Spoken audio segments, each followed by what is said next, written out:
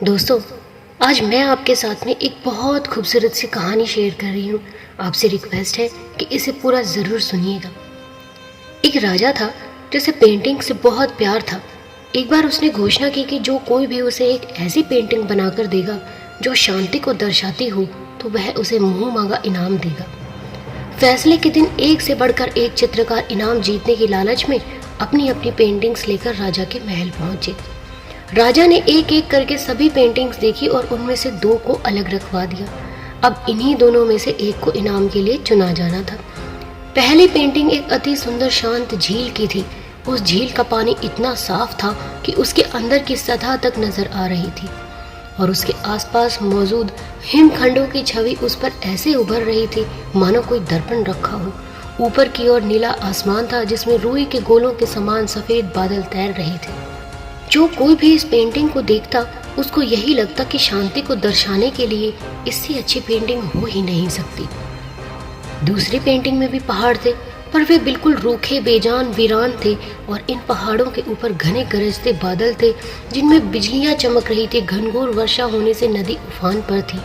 तेज हवाओं से पेड़ हिल रहे थे और पहाड़ी के एक ओर स्थित झरने ने रौद्र रूप धारण कर रखा था। जब कोई भी इस पेंटिंग को देखता यही सोचता कि भला इसका शांति से क्या लेना देना, इसमें तो बस अशांति ही अशांति है। सभी आश्वस्त थे कि पहली पेंटिंग बनाने वाले चित्रकार को ही इनाम मिलेगा।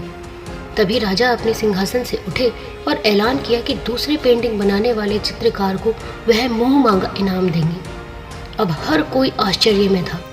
पहले चित्रकार से रहा नहीं गया। वह बोला, लेकिन महाराज, उस पेंटिंग में ऐसा क्या है जो आपने उसे इनाम देने का फैसला कर लिया, जबकि हर कोई यही कह रहा है कि मेरी पेंटिंग ही शांति को दर्शाने के लिए सर्वश्रेष्ठ है। राजा बोले, आओ मेरे साथ। दूसरी पेंटिंग के समक्ष पहुंचकर राजा बोले, झरने की बाईं और हवा से एक तरफ झुके इस वृक्ष को देखो, देखो इसकी डाली पर बने इस घोंसले को देखो, देखो कैसे एक चिड़िया इतनी कोमलता से, इतने शांत भाव व प्रेम से पूर्ण होकर अपने बच्चों को भोजन करा रही है। फिर राजा ने वहां उपस्थित सभी लोगों को समझाया, शांत होने का मतलब ये नहीं है कि आप ऐसी स्थिति में हो जाएं जहां कोई शोर नहीं हो, कोई समस्या नहीं हो, जहां कड़ी मेहनत नहीं हो, जहां आपकी परीक्षा नहीं हो।